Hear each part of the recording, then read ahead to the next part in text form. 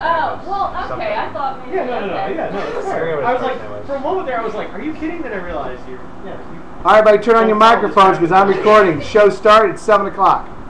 I'd like to apologize to all our fans out there. We have not been on the air the last 2 Mondays due to technical difficulties. Namely, my son picked up a virus at his computer and has needed mine to complete his college work, and so I've not had access to my computer. And, really? But we have big news tonight for everybody. Lots happening. I have prepared absolutely nothing. I'm going to have very little to say. But I'd like to welcome Brooke Fox. Hey, everybody. Brooke Fox is back. Lovely lefty liberal lady, Brooke Fox. That's right, our lovely lefty lady. Percy Hugo, as everyone has already figured out by now, is here and full of vinegar over there. It is no kidding, John. It is game time. We're going to bring the thunder next Monday. Colbertradio.com. Please remember, every time you do that, you disconnect us from the stream. Disconnect us from the internets? From the tubes. I pull us out of the truck. That's right. And set us down on the ground. An extra special pleasure for all of us tonight.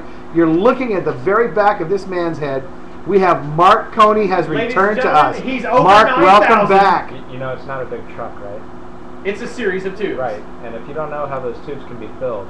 Yeah, they could be overfilled. And I just want to go on the record and say, once again, Mark Coney is over 9,000. I am sometimes over 9,000. Sometimes over 9,000? Yeah. Very nicely done. Well, anyway, one other thing we like to bring up is that it is the political season.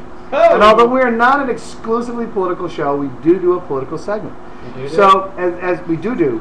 And so we, as a public service, no matter how good we get at this, the humor stays the same. Yeah, as a public service, Colbertradio.com, along with the Charleston Yacht Club, will be sponsoring an evening with the candidates on May 17th from 7 to 9 p.m.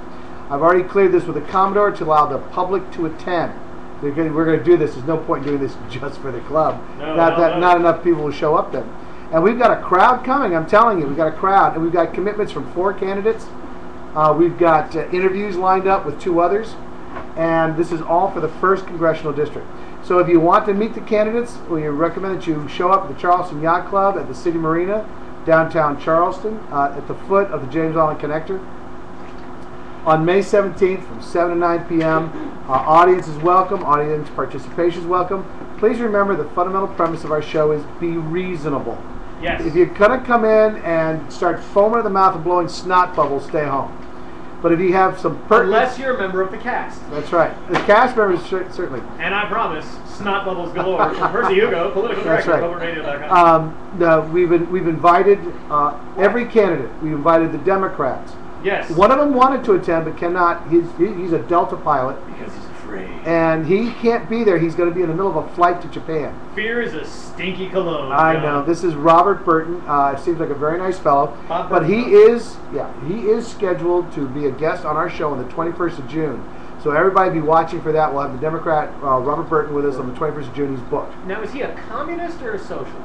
He is an American. Right. Which kind? Who may have the kind that we love, the reasonable kind, I'm sure. He may have some ideas that we might differ with. Mm-hmm. But you know what? Go on. One thing I assured him, Percy, is that he would be dealt with in a respectful manner. Sure, absolutely. Sir, when did you start ruining my country? That's right. So, So no questions like, are you still beating your wife? That sort of thing. Are you still running us into a crippling debt? You can't do that.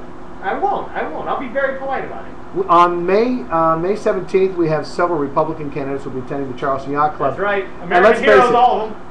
Well, let's face it. That's where the action is this year in the 1st Congressional District. Let's face it.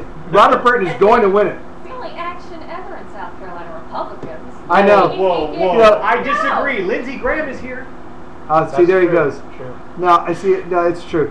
He's a rhino at best. I would say he's a rhino more a hippopotamus. See, one of the things you want to ask a guy like Robert Burton is, okay, here's your big problem in winning the election. You're a Democrat. Right. How do you overcome that? How do you plan to face this down? I plan on asking every candidate the same question starting out. Mm-hmm. Okay. What is it? I'll ask them all the same thing so they know I'm treating them fairly. Yes. Have you ever started the woods on fire? And if you haven't, then what qualifies you to be a United States congressman? I'm waiting for the one who says, I've never burned the woods, but I have roasted my own money.